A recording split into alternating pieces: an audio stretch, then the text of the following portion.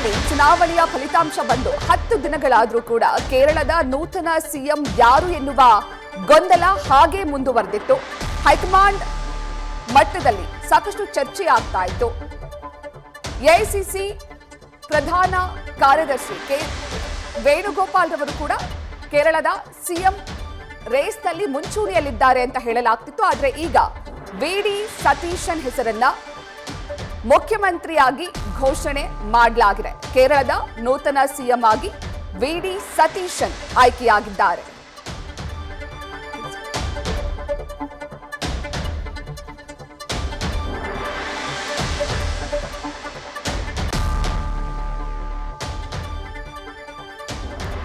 ಕೇರಳದ ಮುಂದಿನ ಸಿಎಂ ಯಾರು ಎನ್ನುವ ಪ್ರಶ್ನೆಗೆ ಈಗ ಉತ್ತರ ಸಿಕ್ಕಿದೆ.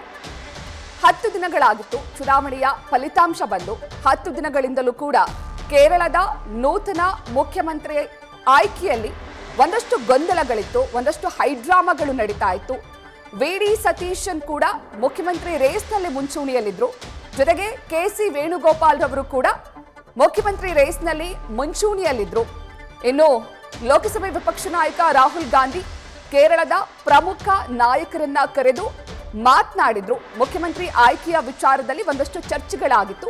ಅದಾದ ನಂತರ ಎಐಸಿಸಿ ಮುಖ್ಯಸ್ಥ ಮಲ್ಲಿಕಾರ್ಜುನ ಖರ್ಗೆ ಅವರ ಬಳಿ ಕೂಡ ಈ ವಿಚಾರಕ್ಕೆ ಸಂಬಂಧಪಟ್ಟಂತೆ ಚರ್ಚೆಗಳಾಗಿತ್ತು. ಜೊತೆಗೆ ಮುಖ್ಯಮಂತ್ರಿ ರೇಸ್ನಲ್ಲಿದ್ದಂತಹ ವಿ.ಡಿ. ಸತೀಶನ್ ಹಾಗೂ ಕೆ.ಸಿ. ವೇಣುಗೋಪಾಲ್ ಎಲ್ಲರನ್ನೂ ಕೂಡ ದೆಹಲಿಗೆ ಕರೆದು ಮಾತನಾಡಲಾಗಿತ್ತು.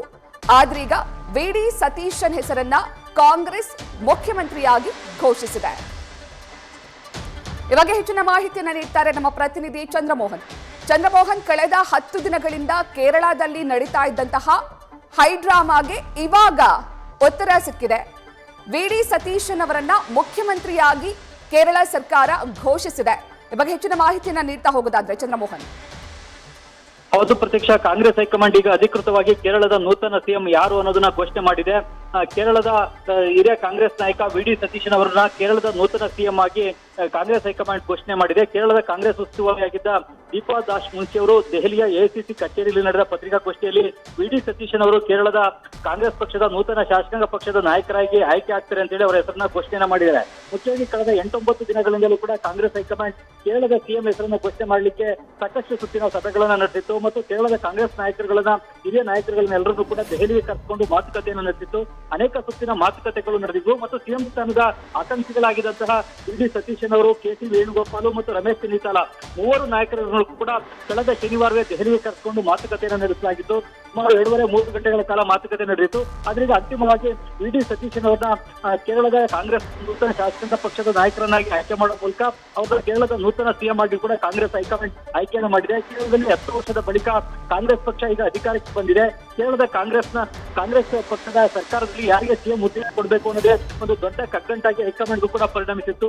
ಕೆ.ಸಿ. ವೇಣುಗೋಪಾಲ್ ಅವರು ಕೂಡ ಸಿಎಂ ರೇಸ್ ನಲ್ಲಿದ್ರು. ಜೊತೆಗೆ ಕಾಂಗ್ರೆಸ್ನ ಮಾಜಿ ಅಧ್ಯಕ್ಷ ರಮೇಶ್ ಚೆನ್ನಿತಾಲ ಅವರು ಕೂಡ ಸಿಎಂ ರೇಸ್ ನಲ್ಲಿದ್ರು. ಜೊತೆಗೆ ವಿ.ಡಿ. ಸತೀಶನ್ ಅವರು ಕೂಡ ಕಳೆದ ವಿಧಾನಸಭಾ ಚುನಾವಣೆಯಲ್ಲಿ ಕಾಂಗ್ರೆಸ್ ಪಕ್ಷವನ್ನ ಮುನ್ನಡೆಸುವಂತವರು. ಹಾಗಾಗಿ ತಮಗೆ ಸಿಎಂ ಹುದ್ದೆಯನ್ನು ನೀಡಬೇಕು ಅಂತ ಹೇಳಿ ತೀವ್ರವಾಗಿ ಪಟ್ಟನ್ನ ಎತ್ತಿದ್ರು. ತನಗೆ ನೀಡೋದಾದ್ರೆ ಸಿಎಂ ಹುದ್ದೆಯನ್ನು ನೀಡಬೇಕು, ಸಿಎಂ ಹುದ್ದೆಯನ್ನು ಬಿಟ್ಟು ಬೇರೆ ಯಾವುದೇ ಹುದ್ದೆಗಳನ್ನು ಕೂಡ ನಾನು ಒಪ್ಕೊಳ್ಳೋದಿಲ್ಲ ಅಂತ ಹೇಳಿ ಬಿಗಿಪಟ್ಟನ್ನ ಹಿಡಿದಿದ್ರು. ವಿ.ಡಿ. ಸತೀಶನ್ ಅವರಿಗೆ ಕಾಂಗ್ರೆಸ್ನ ಮಿತ್ರ ಪಕ್ಷವಾಗಿರುವಂತಹ ಈ ಇಂಡಿಯನ್ ಯೂನಿಯನ್ ಮುಸ್ಲಿಂ ಲೀಗ್ ಕೂಡ ಬೆಂಬಲವನ್ನು ವ್ಯಕ್ತಪಡಿಸಿತ್ತು. ಇಂಡಿಯನ್ ಯೂನಿಯನ್ ಮುಸ್ಲಿಂ ಲೀಗ್ ನಿಂದ ಈ ಬಾರಿ 22 ಮಂದಿ ಎಂಎಲ್ಎಗಳು ಆಯ್ಕೆಯಾಗಿದ್ದಾರೆ. ಹಾಗಾಗಿ ಇಂಡಿಯನ್ ಯೂನಿಯನ್ ಮುಸ್ಲಿಂ ಲೀಗ್ ನ ಅಭಿಪ್ರಾಯವನ್ನು ಕೂಡ ಕಾಂಗ್ರೆಸ್ ಪಕ್ಷ ಸ್ವೀಕಾರವನ್ನು ಮಾಡಿ ಅದಕ್ಕೂ ಕೂಡ ಮನ್ನಣೆಯನ್ನು ನೀಡಬೇಕಾಗಿತ್ತು ಮತ್ತು ಮಿತ್ರ ಪಕ್ಷವಾಗಿರ್ತಕ್ಕಂಥ ಇಂಡಿಯನ್ ಯೂನಿಯನ್ ಮುಸ್ಲಿಂ ಲೀಗ್ ನ ವಿಶ್ವಾಸಕ್ಕೆ ಪಡ್ಕೊಳ್ಬೇಕಾಗಿತ್ತು. ಈ ಕಾರಣಕ್ಕಾಗಿಯೇ ಈಗ ಕೆ.ಸಿ. ವೇಣುಗೋಪಾಲ್ ಅವರನ್ನ ಬದಿಗೆ ಸರಿಸಿ ವಿ.ಡಿ.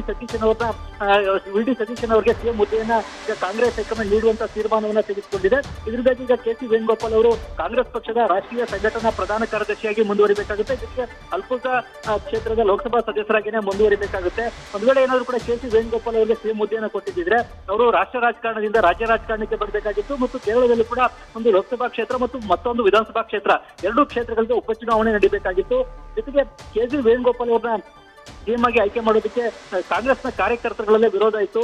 ಕೇಡರ್ಗಳು, ಕಾರ್ಯಕರ್ತರು, ನಾಯಕರುಗಳು ಕೇರಳದಲ್ಲಿ ವಿ ಡಿ ಸತೀಶನ್ ಅವರ ಪರವಾಗಿ ಬೆಂಬಲವನ್ನು ವ್ಯಕ್ತಪಡಿಸಿದ್ರು. ಆದ್ರೆ ಎಂಎಲ್ಎಗಳಲ್ಲಿ ಬಹುಸಂಖ್ಯಾತರು ಕೆ.ಸಿ. ವೇಣುಗೋಪಾಲ್ ಅವರ ಪರವಾಗಿ ಅಭಿಪ್ರಾಯವನ್ನು ವ್ಯಕ್ತಪಡಿಸಿದ್ರು. ಯಾಕೆಂತಂದ್ರೆ ಕೆ.ಸಿ. ವೇಣುಗೋಪಾಲ್ ಅವರು ತಮಗೆ ಬೇಕಾದಂತವ್ರಿಗೆ ಟಿಕೆಟ್ ಅನ್ನ ಅಸೆಂಬ್ಲಿ ಚುನಾವಣೆಯಲ್ಲಿ ಕೊಟ್ಟಿದ್ರು. ಈ ಕಾರಣಕ್ಕಾಗಿ ಎಂಎಲ್ಎಗಳು ಕೆ.ಸಿ. ವೇಣುಗೋಪಾಲ್ ಅವರ ಪರವಾಗಿದ್ರು ಕೂಡ ಬಹುಸಂಖ್ಯಾತ ಕಾರ್ಯಕರ್ತರುಗಳು ವಿ ಡಿ ಸತೀಶನ್ ಅವರ ಪರವಾಗಿದ್ರು. ಮತ್ತು ಈ ಹಿಂದಿನ ಎಡಪಕ್ಷದ ಸರ್ಕಾರಗಳ ವಿರುದ್ಧ ಒಂದು ಜನಾಭಿಪ್ರಾಯವನ್ನು ರೂಪಿಸುವಲ್ಲಿ, ಹೋರಾಟವನ್ನು ನಡೆಸುವಲ್ಲಿ ಆ ಕಾರಣಕ್ಕಾಗಿ ಅವ್ರಿಗೇನೆ ಸಿಎಂ ಪಟ್ಟವನ್ನ ನೀಡಬೇಕು ಅಂತೇಳಿ ಕೇರಳದ ಕಾಂಗ್ರೆಸ್ನ ಕಾರ್ಯಕರ್ತರುಗಳು ಕೂಡ ಬಿಗಿ ಪಟ್ಟನ್ನ ಹಿಡಿದಿದ್ರು. ಜೊತೆಗೆ ಒಂದ್ ವೇಳೆ ಸಿಎಂ ಹುದ್ದೆಯನ್ನು ವಿ ಡಿ ಸತೀಶನ್ ಅವರಿಗೆ ನೀಡದೇ ಇದ್ರೆ ವಯನಾಡು ಮತ್ತೊಂದು ಅಮೇಥಿ ಆಗುತ್ತೆ, ಮತ್ತೊಂದು ರಾಯಬರೇಲಿ ಆಗುತ್ತೆ ಅನ್ನುವ ಪೋಸ್ಟರ್ ಗಳನ್ನು ಕೂಡ ಕೇರಳದ ವಯನಾಡು ಕ್ಷೇತ್ರಗಳಲ್ಲಿ ಅಂಟಿಸಲಾಗಿತ್ತು. ಯಾಕೆಂತಂದ್ರೆ ಅಮೇಥಿನಲ್ಲಿ ಸೋತಂತಾನೆ ರಾಹುಲ್ ಗಾಂಧಿ ಆಗ್ಬೋದು ಅಥವಾ ಪ್ರಿಯಾಂಕಾ ಗಾಂಧಿ ಆಗ್ಬೋದು, ವಯನಾಡು ಕ್ಷೇತ್ರದಲ್ಲೂ ಕೂಡ ಸೋಲ್ಬೇಕಾಗುತ್ತೆ ಅನ್ನೋ ಒಂದು ಪೋಸ್ಟರ್ ಗಳನ್ನು ಅಂಟಿಸಲಾಗಿತ್ತು.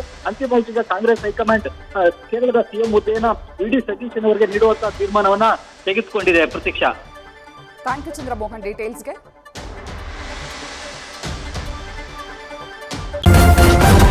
ನ್ಯೂಸ್ ಫಸ್ಟ್ ನಿರ್ಭೀತಿಯಿಂದ ನಿಮ್ಮ ಪರವಾಗಿ.